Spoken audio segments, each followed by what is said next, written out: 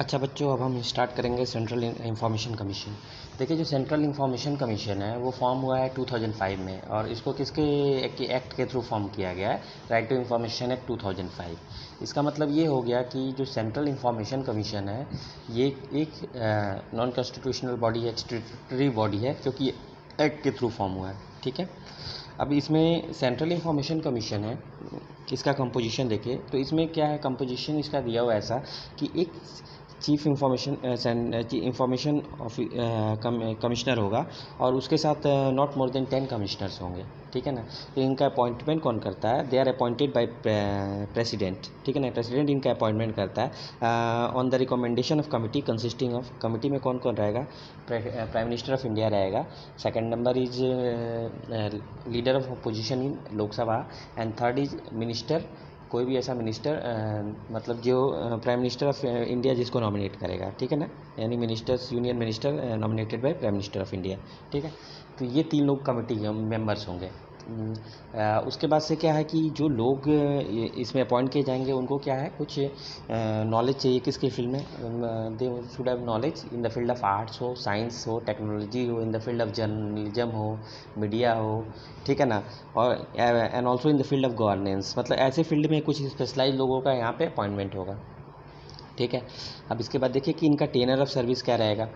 देखिए, ये मैं स्टेट का और सेंटर का दोनों का ही एक साथ ही बता देता हूँ, दोनों ही सिमिलर है। जैसे इसमें प्रेसिडेंट अपॉइंट कर रहा है, ठीक है, तो प्रेसिडेंट अपॉइंट कर रहे हैं तो इसमें मेंबर्स कौन कौन है? Prime ministers, leader of opposition in Lok Sabha, and A minister nominated by prime minister. उसमें कौन अपॉइंट करेगा? गवर्नर अपॉइंट करेगा। स्टेट इंफॉर्मेशन ऑफिसर को कौन अपॉइंट करेगा? गवर्नर अपॉइंट करेगा। उसके मेंबर्स कौन रहेंगे? कौन रहेगा? Chief ministers, leader of opposition in assembly. ठीक है ना। और उसके बाद से a minister nominated by chief ministers. ठीक है ना। तो ये सेम है, दोनों का सेम ही है। उसके बाद से आप देखिए कि क्वालिफिकेशन भी उसमें भी इसी तरीके का चाहिए, इस फील्ड में लोग स्पेशलाइज होने चाहिए। ठीक है ना। आप देखिए टेनर भी दोनों का सेम है। टेनर क्या होगा? Tenure in the tenure of service of chief information commissioner in central government as well in state government, दोनों में सेम होता है। उनका क्या होता है? 5 ईयर्स और up to the age of 65 whichever is earlier. दोनों में जो भी अर्लियर होगा उनमें उनका वही एज होगा। ठीक है ना। अब देखिए रिमूवल ऑफ सर्विस कैसे का क्या कंडीशन दिया है, तो इसमें जो सेंट्रल इंफॉर्मेशन ऑफ कमिश्नर है इनको कौन रिमूव कर सकता है? सेंट्रल इंफॉर्मेशन कमिश्नर या अदर कमिश्नर को रिमूव कौन कर सकता है? प्रेसिडेंट कर सकता है। उसी तरह state information commissioner and other commissioner को कौन रिमूव करेगा? स्टेट के केस में गवर्नर रिमूव करेगा। ठीक है ना। अब ग्राउंड भी दोनों के सेम है। देखिए, if he is an adjudged insolvent, अगर वो डिक्लेयर किया कर दिया गया और he have joined a post paid employment इन्होंने ज्वाइन कर लिया है। ठीक है ना। Paid employment other than is service. ठीक है ना। और उसके बाद से तीसरा क्या है कि he has been convicted of any offence, किसी ऑफेंस में कन्विक्ट कर लिया गया हो। फोर्थ कंडीशन इज क्या? If he is unable to perform his duty, मतलब अपना ड्यूटी ही नहीं कर पा रहा है due to infirmity in mind और बॉडी, इन्फर्मिटी ऑफ माइंड और बॉडी, इस वजह से, कमजोरी की वजह से अपना काम ही नहीं कर पा रहे हैं। ठीक है ना। तो ये केसेज में प्रेसिडेंट रिमूव करेगा और state information commissioner and other commissioner को कौन रिमूव करेगा? सेम यही कंडीशंस रहेंगी, गवर्नर रिमूव करेगा। ठीक है ना। सेम इन्हीं कंडीशंस में क्या करेगा? गवर्नर रिमूव करेगा। उसके बाद से अब देखिए और क्या क्या है। एक और ग्राउंड होता है जिसमें ना प्रेसिडेंट और गवर्नर दोनों रिमूव कर सकते हैं। वो क्या होता है? Misbehaviour and incapacity. ठीक है ना। लेकिन इस ग्राउंड में, अगर इस ग्राउंड पे रिमूव होता है तो ये मैटर को क्या होता है कि प्रेसिडेंट को किसको रिफ़र करना होता है? सुप्रीम कोर्ट ऑफ इंडिया को रिफ़र करना होता है। और सुप्रीम कोर्ट अगर अपहोल्ड कर देता है उसको, तो president can remove the officers. ठीक है ना। ये मतलब कमिश्नर्स को रिमूव कर सकता है। उसी तरह गवर्नर भी इस प्रूव्ड मिसबिहेवियर एंड कैपेसिटी के ग्राउंड पे रिमूव कर सकता है, लेकिन उसको भी रिफ़र करना होता है किसको? सुप्रीम कोर्ट ऑफ इंडिया को रिफ़र करना होता है। ठीक है ना। और सुप्रीम कोर्ट अगर अपहोल्ड कर लेता है कि नहीं ठीक है, ग्राउंड ऑफ रिमूवल सही है, तो then the governor can remove state information commissioner and other commissioners. ठीक है ना। ये सब सारे मैंने कंसेप्ट इसमें कवर कर लिए, दोनों का एकदम सेम ही है। उसके बाद से बस पावर एंड फंक्शन देख लीजिए, दोनों का वो भी सेम ही है बिल्कुल। ठीक है ना। देखिए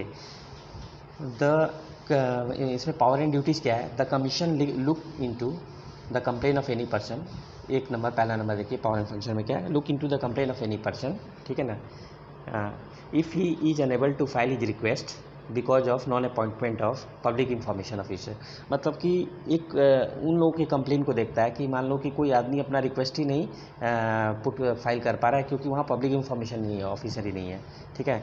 सेकंड क्या कंप्लेन देखता है, if the person has not received the information, has been denied the information, उसको नहीं इंफॉर्मेशन दिया गया जो उसने मांगा, तब ये कमीशन वो देखता है। सेकंड फंक्शन ये हो गया। थर्ड फंक्शन एक तरह से देख लीजिए, if he has not received the information with in the specified time limit, जो टाइम लिमिट दिया गया है कि इसमें आपको इतने दिन के अंदर आपको इन्फॉर्मेशन दे देना है, अगर उतने दिन में भी इन्फॉर्मेशन नहीं मिलती है तो भी वो उस तरीके का कंप्लेन देख सकता है, ठीक है ना। उसके बाद से जो चीफ इंफॉर्मेशन कमीशन है, ठीक है, CIC है, उसका अदर पावर क्या है, दूसरा उसका ये पावर है कि वो जब कोई मैटर को इंक्वायरी कर रहा होता है तो एज ए सिविल कोर्ट उसके पास पावर रहता है। तो उसमें क्या क्या आ जाते हैं, सिविल कोर्ट के पावर्स क्या आते हैं, जैसे summoning and compelling any person, ठीक है ना, फॉर अटेंडेंस, ठीक है ना, किसी भी आदमी को समन और कंपेल कर सकता है कि आप अटेंड करिए कोई जो इंक्वायरी है, ठीक है ना, उसको कंपेल कर सकता है अटेंडेंस के लिए, और प्रोड्यूस करने के लिए डॉक्यूमेंट्री और रिटेन एविडेंस जो वो मांग रहा है उसको प्रोड्यूस करने के लिए कंपेल कर सकता है, ठीक है ना। सेकंड नंबर कंडीशन क्या है कि requesting any public record from any court और ऑफिस, ठीक है ना, किसी भी कोर्ट या ऑफिस से पब्लिक रिकॉर्ड वो मांग सकता है, ठीक है ना, ठीक है। Summoning to issue summon to examine the witness और एविडेंस, तो इशू समन इशू कर सकता है कि एग्जामिन करने के लिए विटनेस और एविडेंस को, ठीक है ना। और उसके बाद से क्या रिसीव कर सकता है डॉक्यूमेंट्स और एफिडेविट रिसीव कर सकता है, ठीक है ना। ये सब इसकी क्या है power as a civil court जब ये वर्क कर रहा होता है, ठीक है ना। उसके बाद ये इंस्ट्रक्शन भी इशू कर सकता है to government authority to perform certain task, government authority को इंस्ट्रक्शन इशू कर सकता है। कैसे कैसे इंस्ट्रक्शन इशू कर सकता है, देखिए, एक तो कि to give information in a specified format, ठीक है ना, ये इशू कर सकता है। सेकंड क्या इशू कर सकता है कि इसके बाद से पब्लिक इंफॉर्मेशन ऑफिसर से मतलब टू गवर्नमेंट को कह सकता है कि to appoint public information where none exist, ठीक है ना। थर्ड कह सकता है to ask for annual report मांग सकता है पब्लिक गवर्नमेंट से, गवर्नमेंट अथॉरिटी से कि जो ये एक्ट है इससे रिलेटेड एनुअल रिपोर्ट मांग सकता है, ठीक है ना। ये सारे कंसेप्ट मैंने इसमें कवर कर लिए।